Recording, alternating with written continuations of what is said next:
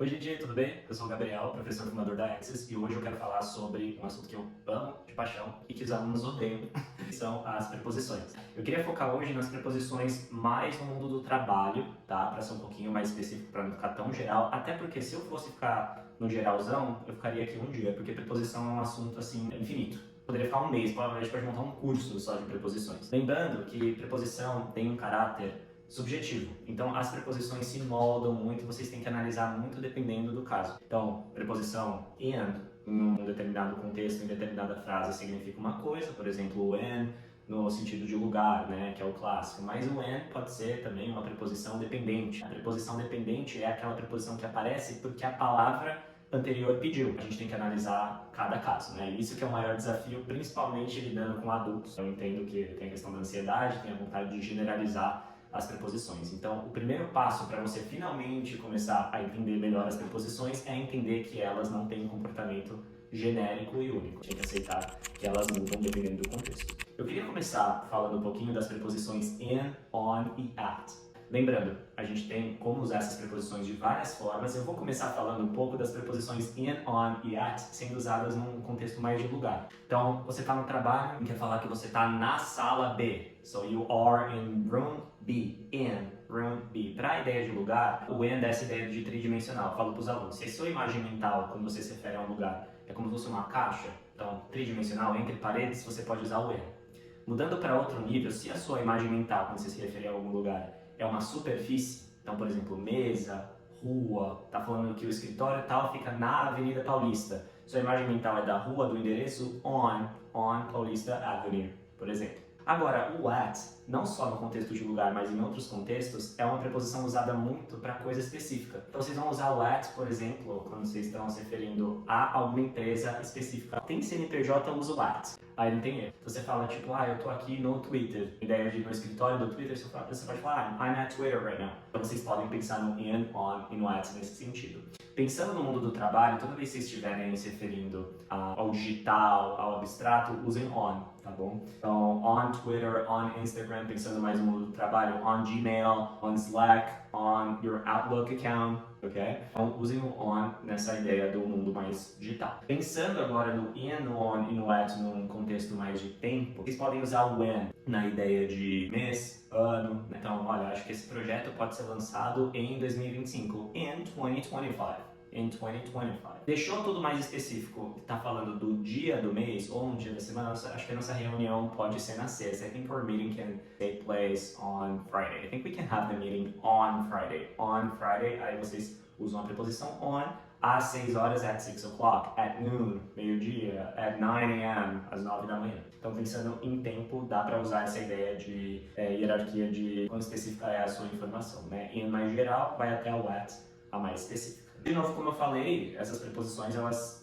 se comportam de formas diferentes dependendo da situação. Tem o uso do at muito interessante que eu quero comentar com vocês, que é usado mais no mercado financeiro, o at com número. Você pode usar o at com número, como eu acabei de comentar, com horário, mas vocês podem usar, por exemplo, aos 45 anos de idade, ela abriu o próprio negócio. So, at 45 years old, she opened her own business. She started her own business. At 45. At 45. Então, aos 45. Você pode falar, fulano vendeu tal coisa com juros a tanto por cento. With interest rates at 10%, at 9%, at 9%, a 9%. Ou as ações foram vendidas a $5. The shares were sold at $5. Então, você pode usar essa ideia no mercado financeiro, no sentido de bolsa de valores também. Então, super interessante, tá? Agora eu quero focar um pouquinho para algumas preposições que vocês podem usar no sentido de preposição dependente, como eu falei, porque o verbo, a palavra anterior pediu, ou para um contexto de phrasal verb. Lembrando que phrasal verb é quando um verbo e uma preposição, como um conjuntinho, possui uma tradução muito diferente do que elas teriam se você traduzisse separadamente. O exemplo clássico é academia, fazer exercício, que eles usam workout. Workout. Se você separar e traduzir separadamente, work, trabalhar, out, geralmente tem essa ideia de movimento de dentro para fora, então não faz muito sentido, você tem que traduzir como um conjuntinho novo. A primeira que eu queria comentar é a preposição through, e eu sei que a pronúncia do through é um pouquinho complicada, tá? Vocês podem pegar esse TH, e adicionam o som do R mais enrolado, ra, re, ri, ra, ru, through.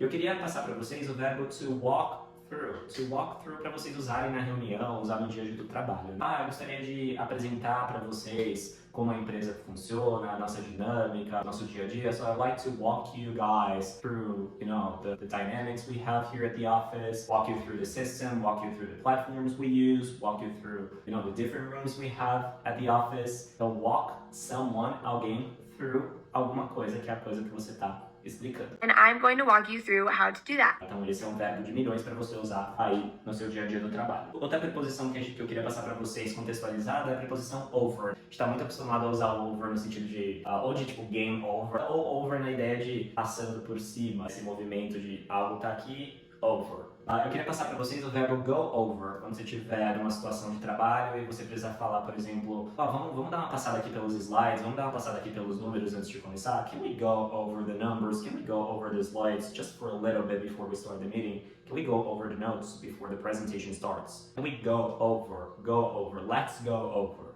I can just go over my notes again. Então, essa é uma preposição contextualizada muito legal que vocês podem usar aí no dia a dia do trabalho, tá bom? Outra preposição que eu queria passar muito para vocês, que eu vejo assim, muita gente usando e os alunos vindo da língua portuguesa acabam não usando muito, é a preposição on, no sentido de sobre, em relação a respeito de. Então, você pode perguntar para alguém no trabalho, por exemplo, qual a sua opinião sobre os números? What's your take? What's your position? What's your opinion on the numbers? Não precisa usar o about. Se usar, tudo bem. Faz sentido? Você pode falar, what's your opinion on? What's your opinion on? What's your stance on the numbers? Outra preposição que vocês podem usar é o into.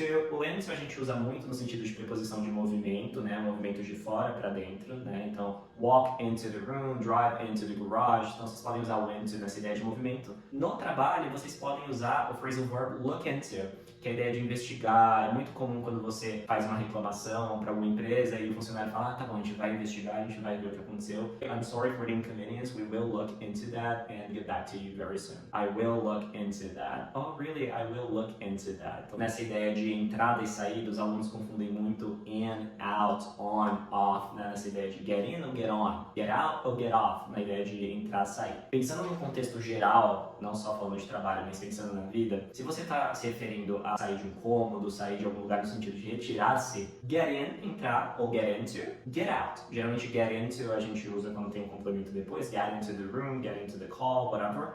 Get out of, get out of the room, get out of the office. On, off a gente pode usar pensando na ideia de rede social, get on Instagram, get off Instagram. Agora eu quero focar, trazendo a lupa de novo para o contexto do trabalho, vocês podem usar a ideia de que hora você entra, que hora você sai, né? É uma coisa que a gente fala tanto no português e dá vontade de usar get in, get out. Mas o que eles usam normalmente é get in, para entrar, what time do you get in? What time do you get in? E para sair, what time do you get off? Então, é um pouco fora do que a gente espera, né? Geralmente in trabalhando com out e on trabalhando com off. Para quem, o famoso passar ponto, né? Para quem tem essa ideia, eles usam clock in, clock out. Clock in, clock out. Para finalizar, um pouquinho mais sobre a preposição out e alguns phrasal verbs que vocês podem usar com essa preposição. Carry out, carry out. Então, carry out a gente vai usar quando você estiver cansado do verbo do, esse do de fazer, de executar uma ação. Você quer executar uma pesquisa? Carry out a research, a survey.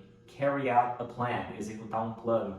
Carry out a strategic plan, um plano estratégico. Então, carry out é uma opção muito boa. Work out, eu falei para vocês do workout como malhar na academia, mas caso vocês coloquem um objeto no meio, um objeto direto, work this out, work this issue out, é a ideia de solucionar um problema, passar por um problema. So, it's okay, don't worry, we will work it out. We will work it out. Um parecido com workout vocês podem usar também é o sort out. Sort out vocês vão usar para entender o que está acontecendo. Tipo, have you sorted out what happened? Like, it's difficult to sort out, the issue. Can we sort it out together? A gente pode entender o que está acontecendo juntos. What can we do to sort this out? Bom, vou parar por aqui porque já está ficando longo demais. Como vocês podem ver, preposição é um tema infinito. Eu poderia ficar horas aqui falando disso, tá? A gente vai voltar, vai falar mais sobre isso. E se for para vocês tirarem uma coisa desse vídeo, lidem com a preposição como se fosse uma coisa subjetiva e flexível. Para quando você estiver assistindo um filme e ver um in que não está parecendo natural para você, ou um out, que não necessariamente significa de dentro para fora uma saída, você não entrar em pânico e não achar que você não entende nada. Na verdade, aquele in, aquele out pode estar aparecendo ali, ou uma das dezenas de preposições pode estar aparecendo ali